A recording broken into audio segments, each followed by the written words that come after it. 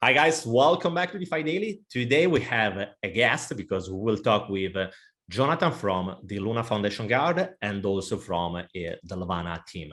It will be a chat where we will discuss about this new protocol that is a protocol based on Terra. It's called Levana. That is a protocol that will allow you to leverage synthetic asset and many other assets on the blockchain and on Terra. We will discover more about it with Jonathan. On the other side, we will talk also about the actual situation of the Terra DeFi system, about UST and what happened in the last couple of days with, let's say, maybe it's too hard to say that it was attacked because the peg was suffering in any case. But the reality is that something is happening, and we will discuss with Jonathan what is the reality, what is the state of art right now. And I hope that this video will help you to clarify in which direction the Terra Luna ecosystem is going, and also to understand about Anchor protocol, how it is working, about UST, what is the role of the Luna Foundation Gard, and how they are defending the peg. So let's start immediately. So Jonathan, it's a pleasure having you here. I'm really happy to have the opportunity to interview you and to talk about different stuff about, I know that you are a co-founder, if I'm not wrong, about Levana. No, I'm head of communications. You are head of communication. Yep. Okay, yep. So I will ask you to tell us something more about Levana, but most of all, I want to introduce who are you, what is your role in Levana, what is your background, if you want to tell us something more about yourself. Sure. So thank you for having me. My name is Jonathan Caras. I'm originally from Washington, D.C. I live in Jerusalem, Israel. I have been involved in high tech for my entire life. So really about 30 years now. And I grew up as a programmer or script kiddie, and I got involved in building games and building websites in the 90s. And then in the 2000s, I became a full stack developer and then eventually got into mobile development, and then built a few companies as an entrepreneur, had a few exits, including an exit to Snapchat. And then I got into crypto around 2016, and I built a fund that did very well. And I led business development at a company called Starkware, which is also located here in Israel, which focuses on a technology called zero knowledge proofs, which is a way to create privacy and scalability for public blockchains. And then I fell in love with the Terra ecosystem about 2 years ago, and I dropped everything to join a project which is now known as Levana, which has the idea of generating a financial primitive to enable the creation of leverage on any asset. So that means that it's the creation of a series of tools which enable positions to be open or closed, which give the user price exposure, either long or short, direct or with leverage, to any asset, any market that the community decides to create and to back with liquidity or a risk fund. So that's the DeFi primitive as its own. It's a very important financial tool to the world, to the ecosystem of Terra. It's a very important service to be able to provide humanity because it's so flexible and there's so many ways that it can be used. Now, perpetual swaps. If you're just thinking about a potential use case for a normal user, that's something that is more for an average user or for more just the institutional adoption? Well, I think that there's both. What does a perpetual swap do? It's an exchange where you don't need the underlying asset in order to be able to trade price exposure. Mm-hmm. So unlike on an AMM, where you need to have both assets minted on the blockchain, and then they both need to be deposited in order for trading to happen.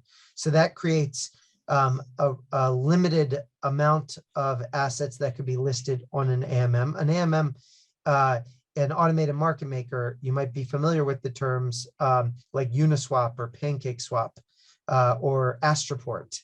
So those are AMMs. And in order to have assets be tradable on those platforms, you need first to be able to mint them on the blockchain in question, which either means that it needs to be a crypto native asset, or it needs to be bridged, or it needs to be, it requires some type of over collateralization or custody.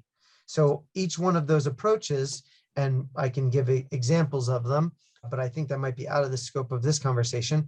But each one of those has serious challenges, whether it's that they're not capital efficient, or they require centralized custodians, or they require bridges, which are complicated and are full of either custodial risks, or they become significant attack vectors or liquidity choke points. So an AMM suffers these problems in terms of listing assets, and it also suffers problems in terms of its incentivization for market making.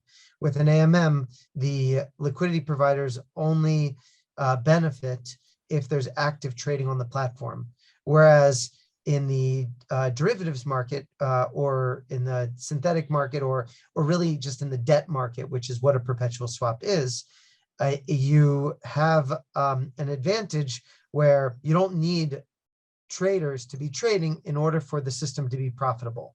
You only need people taking exposure, opening positions, because there's a continuous funding rate that in order to incentivize a balance between both sides of a market, and in general, there's never really a market that has equal market participants on both sides.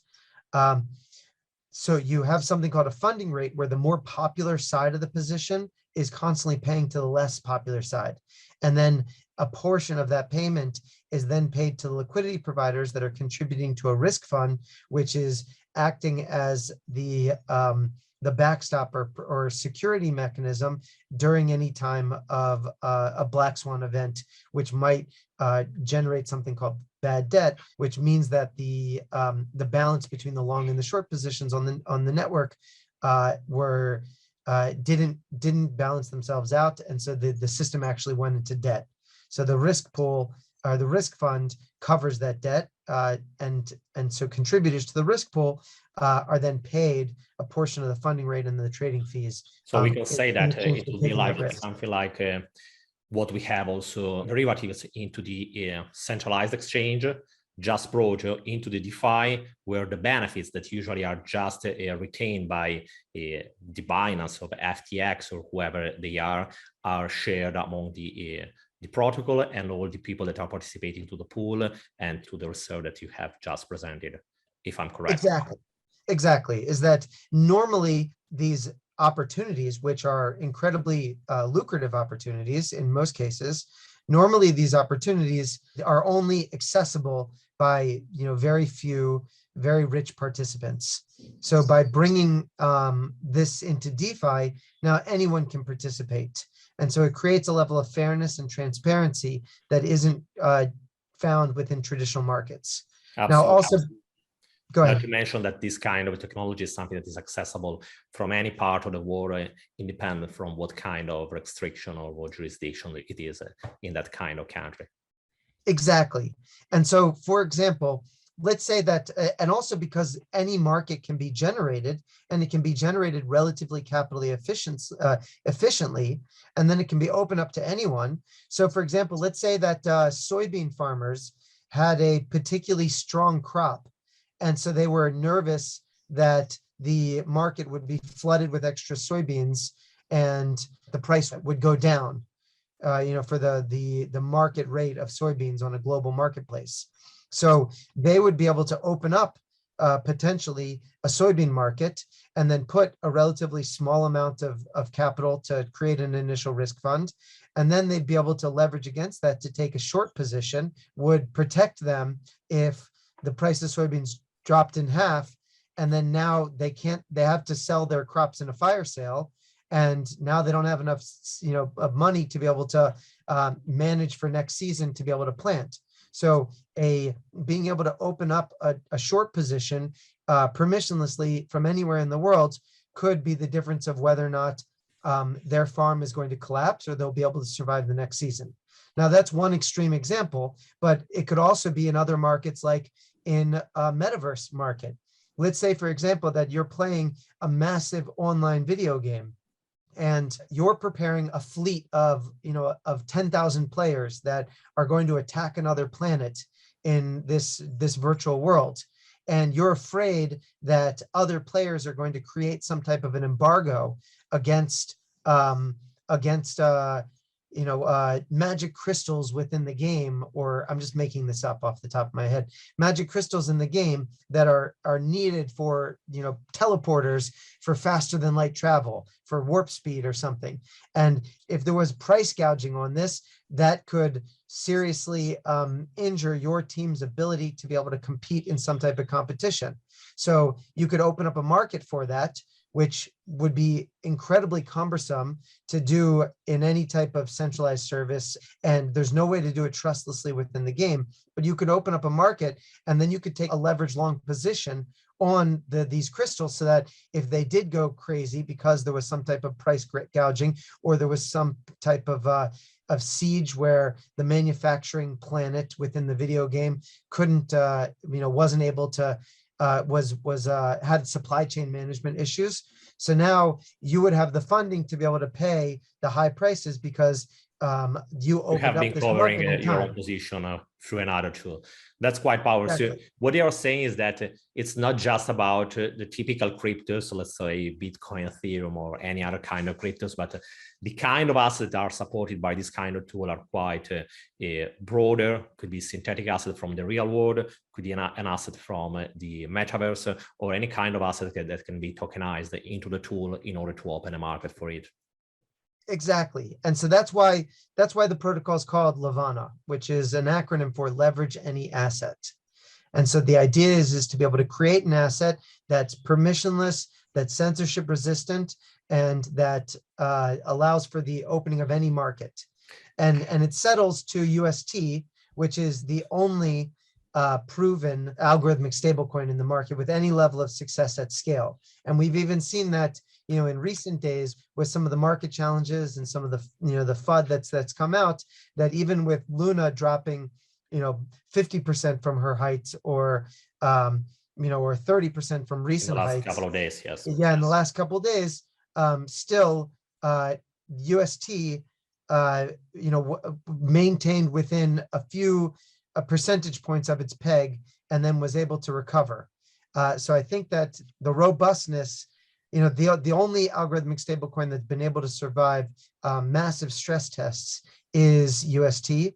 And the more that she's tested, the more likely it is that Terra and Luna will have long-term success. It's also worth noting that Levana is a Semitic word, which means moon. So it's actually, the project is very closely associated with Luna. We're big believers in the Luna ecosystem. Yeah. I will have just the last question about Levana, and after that we'll go maybe back again talking about Luna and the UST. When it will be ready, when it will be launched, if there is already a specific date, it is something that will be announced, how long it will take to have it full operational on the blockchain? So we have a fully operational product on testnet, which is being stress tested. We're almost done technical audits. In addition to technical audits, it's important to get user feedback on usability challenges and economic or financial feedback around exploits and stability of the system in adversarial environments. So if you're up for it, if you're testing it, so the address is beta.levana.exchange. I will add it in the description below after that.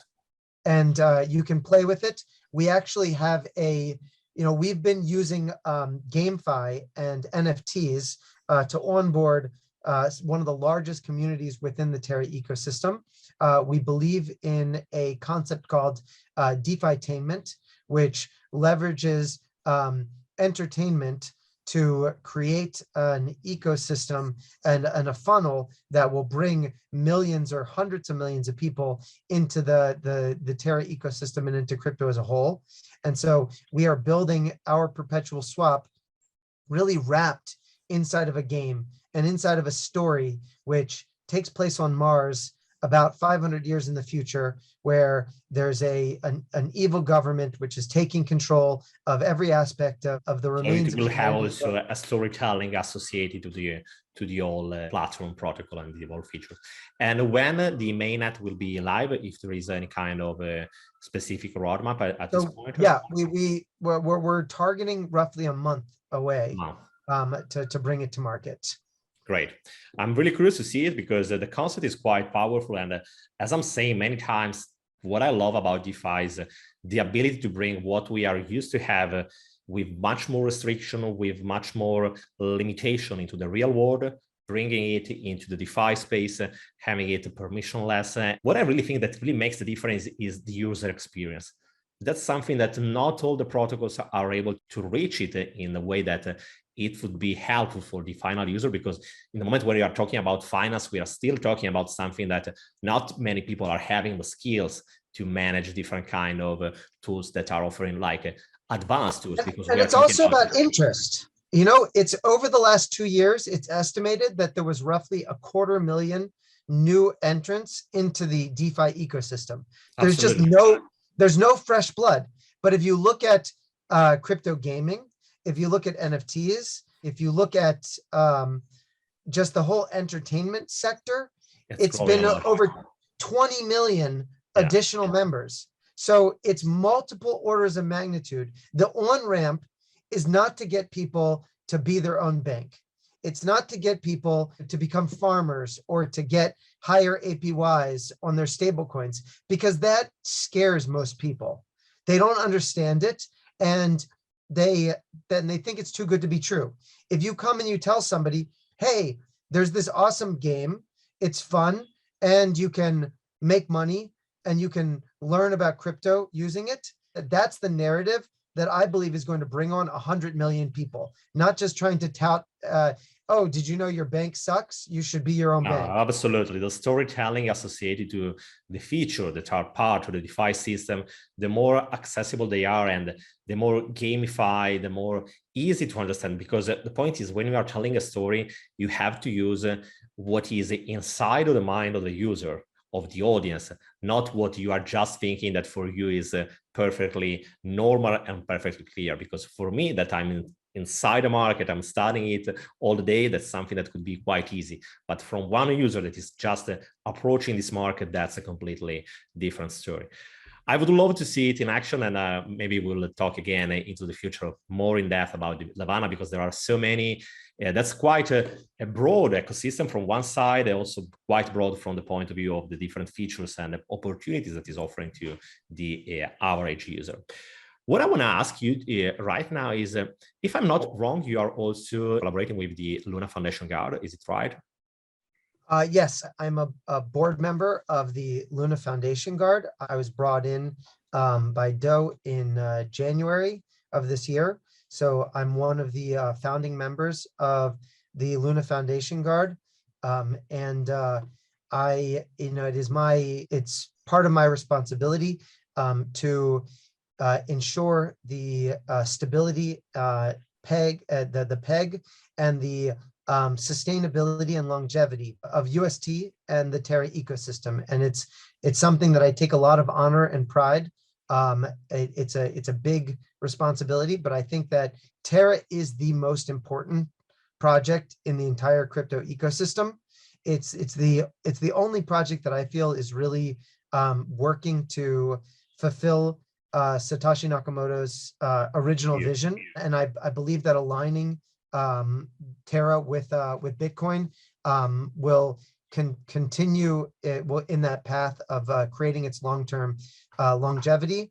And the things that we've been doing, whether it's in the marketing front, like partnering with baseball teams that all the US politicians go to watch, with the Washington Nationals, or whether it's subsidizing the rewards of Anchor in order to help UST grow, or whether it's building the reserves in Bitcoin, or deploying capital with partnerships with organizations such as Avalanche, or even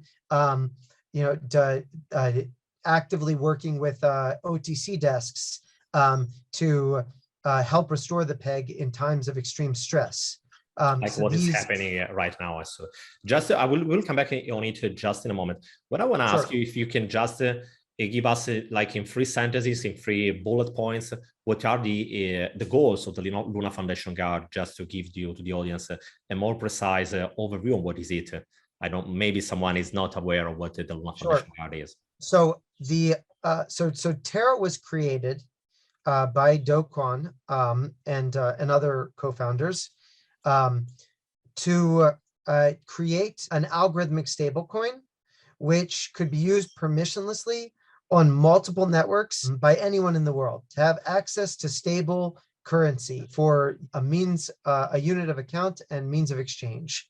Now, Do created the TFL, which is a company that is tasked to build the core technology of Terra and the network, and it received for its work a large allocation of the staking token, which is Luna. Sure. Now, there was a nonprofit organization that was created this year called the Luna Foundation Gard, which is designed, you asked for 3 bullet points. So one is to increase the adoption of UST and other algorithmic stablecoins created on the Terra network, primarily UST. 2 is to defend the peg, both against natural market movements and against malicious actors in the space. And then 3 is to grow the ecosystem and encourage adoption of new use cases for the Terra blockchain, which then, not just on the Terra blockchain, but anything that's going to increase the amount of use cases for UST. What I was thinking is, I love the vision of the Luna Foundation Gard, but what I have received as a counterpoint is it the role of the Luna Foundation Gard so preeminent that we can say that in a certain way there is a sort of centralization? Because, for example, the defending the peg is done by the Luna Foundation Gard, or the anchor yield reserve is also related to the effort by the Luna Foundation Gard. Well, I think that it's about creating a path to a sustainable system. And I think that we recognize that at the current market cap of anything measured in the tens of billions of dollars, and the amount of usage that we have today for UST, is that we are not, there's still a lot of work that has to be done. And without there being a concentrated effort by members of the community that are selflessly devoted to achieving these goals, it's not going to happen. It's impossible to make the decisions via committee, via hundreds of thousands of community members. Absolutely agree. Naturally, because of the friction of pure democracy. And then even if you can achieve that through the time delay involved of educating a massive amount of people, ensuring that there's no bad actors that are using their ability to be able to either buy votes or create a Sybil attack where they pretend to be multiple actors. There's just no way to achieve that type of governance at the fragility with which the entire crypto ecosystem is today. So there's really only 2 options. Either publish your platform as a completed product, which is essentially what Bitcoin did. There's been almost no advancements on Bitcoin in the last 10 years, and that's a good thing. But it also limits the functionality and scope that Bitcoin can offer. Or it's to create custodians which are motivated ideologically to the success of the platform. And it's unclear to me if there's any other way to do it. So would you consider a committee of known ideologically motivated people to be centralized, I think there's an argument to agree with that statement. Is it the same as having one person as the decision maker? I don't think so at all. I think that that it's like night and day, and I think that the fact that that we have within the the discussions and the board meetings at the Luna Foundation Gard, that we have disagreements, and that not that we have no rubber stamping, and that we voice our opinions, and that we come from very different backgrounds and belief systems, that's a testament to Doe's desire to create something that will bring different community views behind them. When I vote on a decision that LFG makes, I try not to just vote for myself, but I try to vote for the people that I represent, the people that I interact with from the Terra ecosystem, and even from before that, from the Ethereum ecosystem, and to try and uphold the values that attracted me to the crypto space in the first place.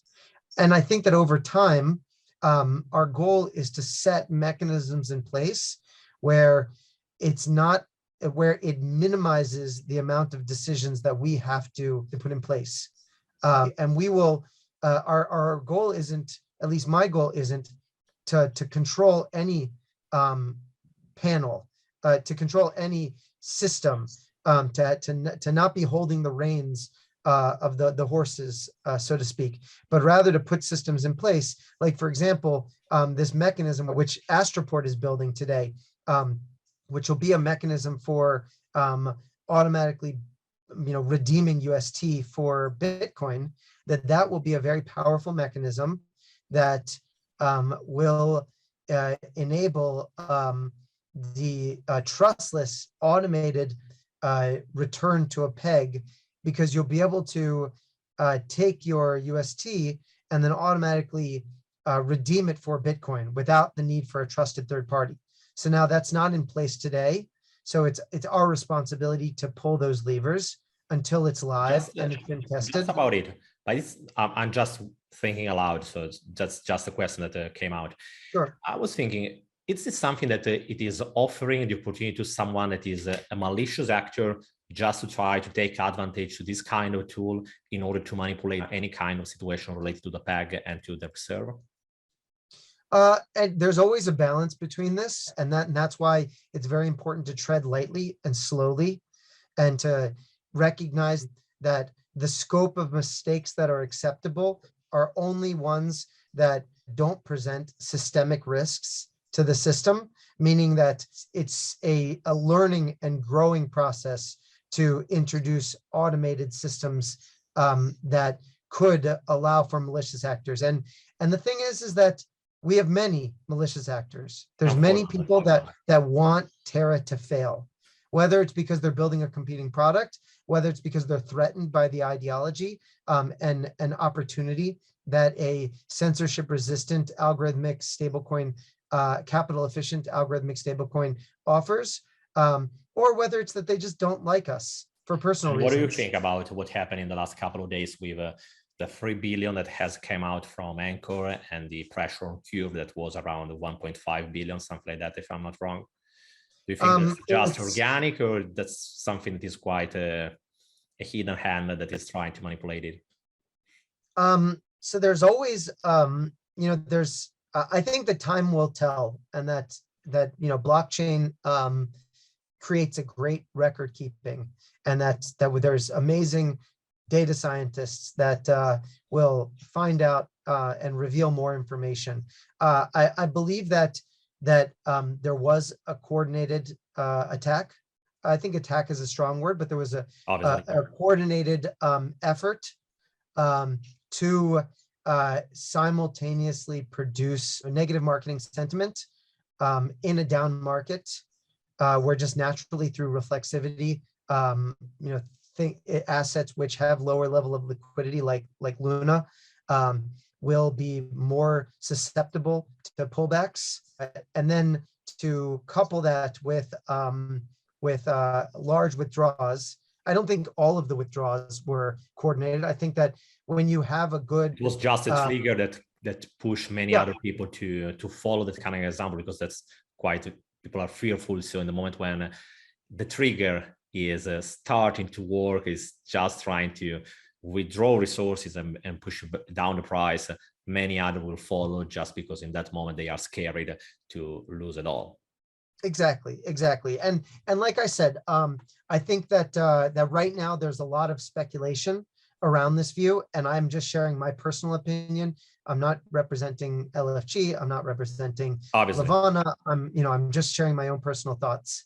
And I think that time will tell, and that we'll see in the forensics or the postmortem as to who benefited and who was responsible for the movement of those funds. And I'm also happy to be wrong. If it turns out that that it's just a smoking gun fired by chance, then that's okay too. The safety mechanisms that we are entrusted with are designed to compensate for any adversarial condition, whether it be malicious actors or just the natural ebbs and flow of the market. About it, I have two questions. First of all, don't you think that it's quite risky to have, I think that is around 80% of the supply of UST, it is just an anchor.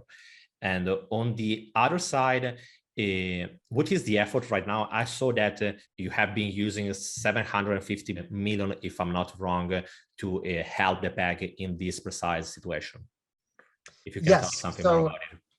Yes. So the to go through the official statement that we published, I'll read it here. I think that it was written very clearly that over the past several days, market volatility across crypto assets has been significant. Paraphrasing this, as per our mandate, we will proactively defend the stability of the UST peg and the broader Terra ecosystem. So as a result, we voted, and it was a unanimous vote, to loan $750 million worth of Bitcoin to OTC trading to help protect the UST peg. So that means to buy UST with that Bitcoin, and then to loan $750 million of UST to subsequently accumulate Bitcoin when market conditions normalize. And working on both sides of this market making and having this flexibility is, I think, an excellent short-term response to such violent swings in the market, and it'll be interesting to see once there's more automated or community-driven systems in place in future times of heightened volatility, how we will be able to help participate with a softer touch. So that's what I look forward to. And what do you think about tools like a White Whale that are trying to do something like that to help the peg to maintain above the one, or at least on the one? So for transparency, I'm an investor in White Whale. I'm a big fan of the project. And I believe that the work that they are doing is important to the long-term growth of the ecosystem. And I support their efforts to allow for really anyone to be able to participate in some of the arbitrage opportunities and stability mechanisms of the ecosystem. So in the future, we will have something like from one side, White Whale, and on the other side, on Astroport, the mechanism that you told us about using Bitcoin to maintain the peg and to have an opportunity to convert your UST into Bitcoin to help the peg. So we will have both of them in order to help the peg to stay at the right price. Yeah, and I believe that there will be more mechanisms in the future as well. But do you think that will be community-driven or always sponsored by someone like the Luna Foundation Gard or someone else? Well, I think that for this foreseeable future, I think that we will the people that are that this problem keeps them up at night, that this is why LFG was created, is to ensure that there are people who these problems keep them awake at night, and that they're focused on a solution. And I hope that we will be successful at creating solutions that cause meaningful change, and that we can do it without necessarily the need of creating any necessary incentives. The difference is when you rely on the free market to solve these problems, then it always means that that there's always going to be a catch, that somebody's going to try and solve these problems through the ultimate, not necessarily through altruistic means, but through creating mechanisms which will financially benefit the creators.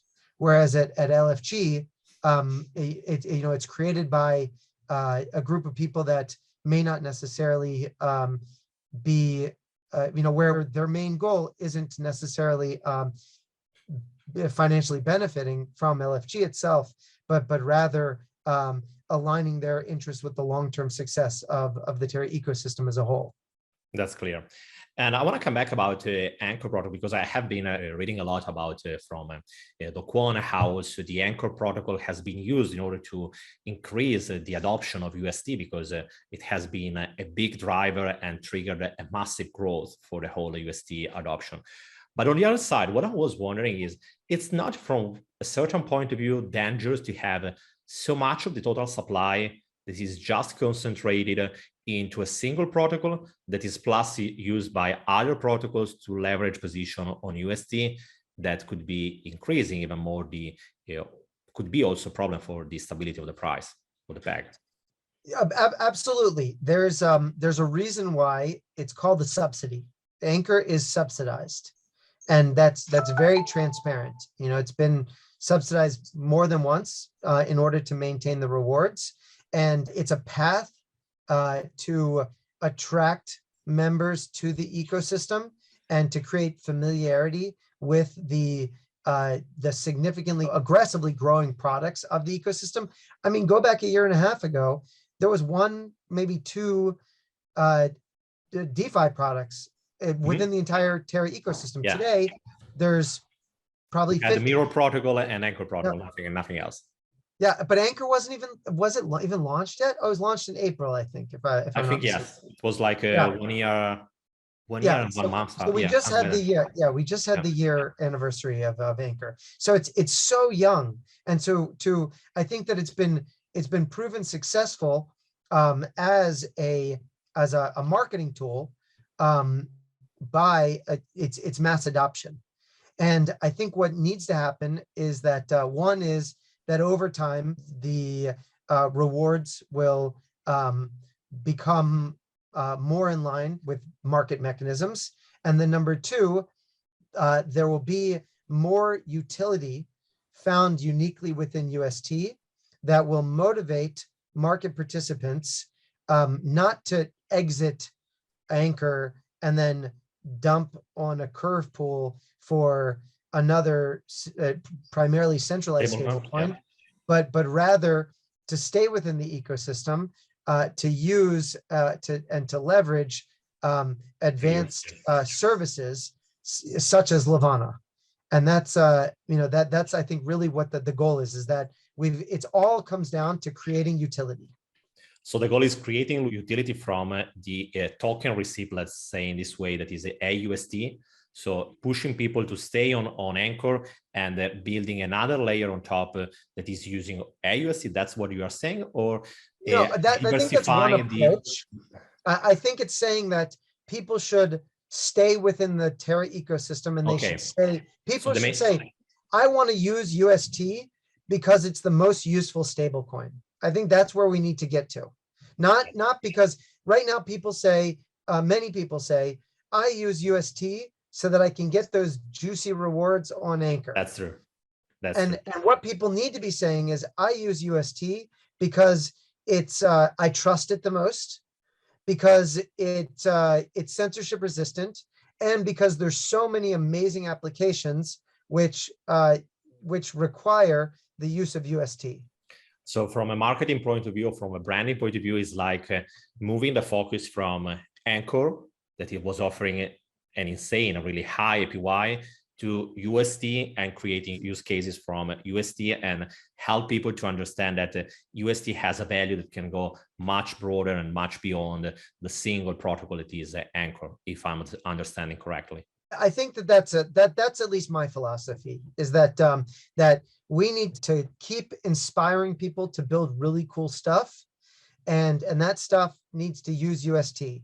And it could be on other blockchains. It could be on Terra. I think that there's synergy and interoperability if it's built on Terra, but it's about increasing the value to a consumer for owning and operating their financial ecosystem within the boundaries of UST.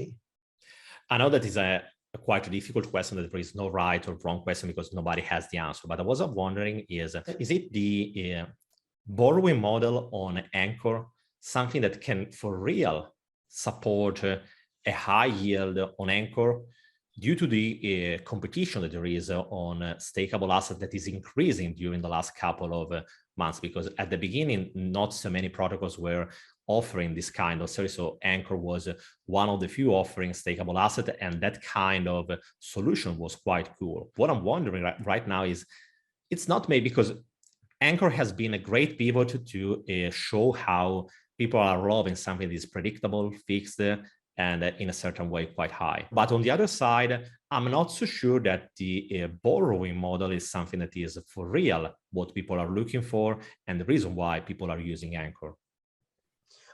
Yes, I believe that there is healthy competition in lending markets. Mars Protocol, which is another Delphi project, offers similar lending mechanisms and interest mechanisms. I think that that like any product to be successful, you need to continue to iterate and to innovate. And I know I've met a number of people on the Anchor team, and I think that they I'm hopeful that they will continue to innovate and to use the good branding that they've created and the active user base that they've created as a mechanism of strength to continue a leadership position through their innovation. What I was wondering is that it's not maybe, I'm just thinking aloud, there is obviously something that no fixed answer. So I want to just share what are my thoughts, and on the other side, listening from yours. But I was wondering, it's not maybe the case to just keep Anchor focusing on offering, so attracting people that are depositing UST, so building a big treasury in order to be deployed on other protocols that can be using, for example, Mars protocol, instead of having their own borrowing system. I don't know if the question is clear. So pushing, leveraging what is the branding offers that makes peculiar Anchor. It is having the ability to attract people, because that's the reality. People are coming on Anchor not to borrow, but just to deposit and start earning that kind of APY. So leveraging it to create some kind of partnership in order to having Anchor just focused on marketing and creating more partnerships that could be with credit cards like Alice.co, or I can't remember the name, or the other one, Astral Money, if I'm not wrong, and the other protocols that are trying to take advantage from one side of Anchor, and also using protocols that are using they are creating lending market like Mars, instead of having both of them that are working on the same stuff. I think that one of the things that is the 0 to 1 innovation found within DeFi is composability and interoperability as a set pair, meaning that assets minted within one platform or ecosystem can be used in others, and that features and functionality of one service can be coupled and built upon and expanded between one and another. And at the end of the day, if you want to build something that is ambitious, so then you need capital, you need engineering resources, you need design and product and QA, and there's a lot of work.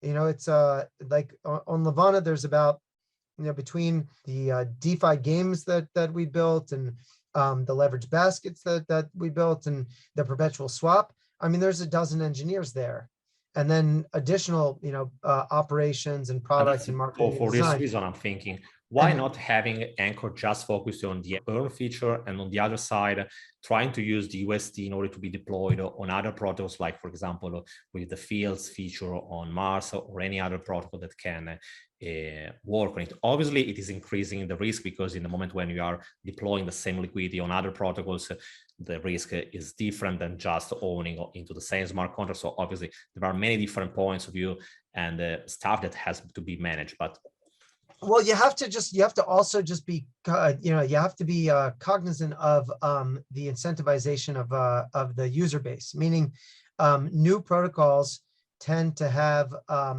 higher opportunities for ownership because of high emissions and loss leader non-sustainable rewards. So it's always a challenge for the incumbent to stay as alluring as the hot new product in town.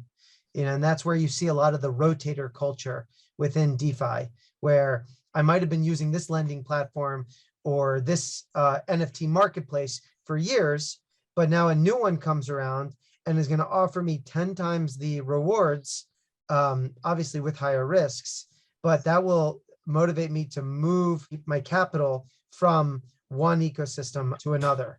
I will just ask you one last question. So there is some kind of working together between the Luna Foundation Gard and Anchor. So, for example, they are asking them to use some kind of opinion about some kind of thoughts about the new proposal, or you are just offering, like, as you said, some kind of increase in the yield reserve in order to sustain the kind of rewards. I think it has to be, so this is kind of filling up I got distracted with a message that came in, so I apologize for that. But I think that this is always the challenge of every project in DeFi, is that liquidity, which was once viewed as a moat that prevents new projects from coming in and attacking incumbents, has proved to be far less sticky than it was in the early days of DeFi. People are very sophisticated. They're very comfortable. They're very comfortable bridging to multiple blockchains. They're very comfortable diversifying amongst different similar vein opportunities. And so you need to be able to strike the balance of innovating and outperforming with collaborating, and money Legos of being a primitive that other people are building on top of. Great. Just to close, I will ask you three points, like a bullet points, just a fast answer. So first of all, we will have a refill of the Anchor yield reserve soon. Second, what is your opinion about UST adoption? What is the goal for the 2022? And three, if you want to say something about what do you think about Luna and why, what do you think? The reason why you have been in love with Luna, with this ecosystem? So for the Anchor reserves, I would have to double check what information is public knowledge before. I don't remember if dates or numbers or anything like that has been published. So there has been just some chat by Doc One on Twitter, and not official statement for the. Yeah, so I'm not comfortable. Yeah, I'm not comfortable. Sharing anything that hasn't officially been shared, because there is, as I said before, there's always a lot of back and forth. There's always a lot of conversations, and the last thing that I want to do is mislead. So that's that. And then remind me the second question. The second one, what is the goal for UST in the 2022? I would say that the goal is to educate the world, and specifically the crypto world, that the only path to success of mass adoption of crypto is the successful adoption of an algorithmic stablecoin. If all we can do is take banker coins and mint them on Ethereum, like Circle or Tether, then we might as well just pack up and go home, because at some point it's just going to be seized and controlled by the existing banking system, and we will have lost all opportunity to build something new. So I think that the goal of UST is awareness. And I think that all of the success that the first mover advantage that UST has, and it has a significant user advantage, or a first mover advantage. I think that all of that success will come once the community as a whole recognizes that the only path to success here is the success of an algorithmic stablecoin. And then what attracted me to Luna? So I was very bullish on algorithmic stablecoins, from Ampleforth, and I was very early in MakerDAO, even though it's not algorithmic. I invested in Fee and Rye and Frax and Empty Set and Ohm, and I was very bullish on all of these concepts because I recognize conceptually that without an algorithmic stablecoin that's censorship resistant, none of this is going to work. And I was attracted to a merge mined Monero coin called Haven, which I think came out in 2018, but it never really got much notoriety. Like it was kind of just like a niche product. Very very dedicated community, super impressive what they did. But it had the concept of two coins, that you had a volatile coin and you had a stable coin, and they balanced each other out. And I was just like so impressed with the mechanism, but I didn't see the interoperability. I didn't see the programmability. I didn't see it really having the potential to take on the world. And then when I found Luna and Terra, so it was like, wow, this is what I've been looking for. And so I'm so honored to be part of the community and to really dedicate myself to the long-term success of what we're doing here. Thank you, Jonathan. It was a pleasure talking to you. Hope to have you again on the screen, because that was quite an interesting chat, and I will waiting for news also about Levana. That is also another big step. And I have many other questions, but I don't want to take so much time from you. Well, if you want to, what I recommend to your listeners is